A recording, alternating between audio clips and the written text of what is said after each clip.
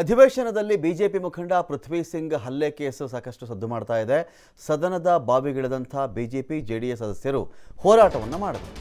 ಹಲ್ಲೆ ಪ್ರಕರಣದ ತನಿಖೆಗೆ ಒತ್ತಾಯ ಮಾಡ್ತಾ ಇವೆ ವಿಪಕ್ಷಗಳು. ಒಂದು ಕಡೆ ತನಿಖೆ ಆಗಲೇಬೇಕಿದು ಅಂತ ಹೇಳಿ ಬಿಜೆಪಿ ಪ್ರತಿಭಟನೆ ಮಾಡುವ ವೇಳೆಯಲ್ಲಿ ಸಚಿವ ಪ್ರಿಯಾಂಕ್ ಖರ್ಗೆ ಎಂಟ್ರಿ ಆಗ್ತಾರೆ.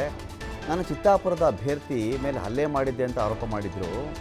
2 ದಿನಗಳ ಹಿಂದೆ ಡಿ.ವೈ. ವಿಜಯೇಂದ್ರ ಚಿತ್ತಾಪುರದ ಅಭ್ಯರ್ಥಿ ಮೇಲೆ ನಾನು ಹಲ್ಲೆ ಮಾಡಿಬಿಟ್ಟಿದ್ದೆ ಅಂತ ಆರೋಪ ಮಾಡ್ತಾ ಇದ್ರು. ಈಗ FSLನಲ್ಲಿ ಕುಡಿದು ಆಕ್ಸಿಡೆಂಟ್ ಮಾಡಿಕೊಂಡು ಕಾರ್ ಗುದ್ದಿತ್ತದು, ಕಾರ್ ಮರಕ್ಕೆ ಗುದ್ದು ಬಿದ್ದಿರೋದು. ಅವಾಗ ಏಟಾಯ್ತಲ್ಲ, ಇದು ಪ್ರಿಯಾಂಕ್ ಖರ್ಗೆ ಅವ್ರು ಮಾಡಿಸ್ಬಿಟ್ರು ಅಂತ ಹೇಳಿದ್ರು ಅಂತ ಅಲ್ಲಿ ವರದಿ ಇದೆ. ಅವತ್ತು ಡಿ.ವೈ. ವಿಜಯೇಂದ್ರ ಅವರು ನನ್ನ ರಾಜೀನಾಮೆಯನ್ನು ಕೇಳಿಬಿಟ್ಟಿದ್ರಲ್ಲ. ಈಗ ಲ್ಯಾಬ್ ರಿಪೋರ್ಟ್ FSL ಬಂದಿದೆಯಲ್ಲ, ಇದಕ್ಕೇನು ಹೇಳ್ತಾರೆ ವಿಜಯೇಂದ್ರ? ಕುಡಿದು ಆಕ್ಸಿಡೆಂಟ್ ಮಾಡ್ಕೊಂಡು ಏಟಾದರೆ ಇದಕ್ಕೆ ಪ್ರಿಯಾಂಕ್ ಖರ್ಗೆ ಕಡೆಯವ್ರು ಹೊಡೆಸ್ಬಿಟ್ರು ಅಂತ ಹೇಳಿದ್ದಾರಲ್ಲ ಅವರು. ಸರಿನಾ ಇದು? FSL ರಿಪೋರ್ಟ್ ಇಟ್ಕೊಂಡು ನಾನು ಮಾತಾಡ್ತಾ ಇದ್ದೀನಿ. ಇದಕ್ಕೆ ಈಗ ಉತ್ತರ ಕೊಡಲಿ ಈಗ ವಿಜಯೇಂದ್ರ ಅಂತ ಕೇಳ್ತಾ ಇದ್ದಾರೆ.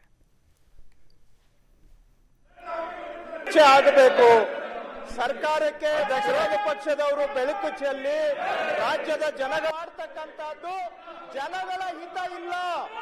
ಇವರು ಇದು ರಾಜ್ಯದ ಜನಗಳಿಗೆ ಮಾಡ್ತಾ ಇರ್ತಕ್ಕಂಥ ಸರ್ಕಾರದ ಪರವಾಗಿ ಬರದ ಬಗ್ಗೆ ಚರ್ಚೆ ಮಾಡೋಣ.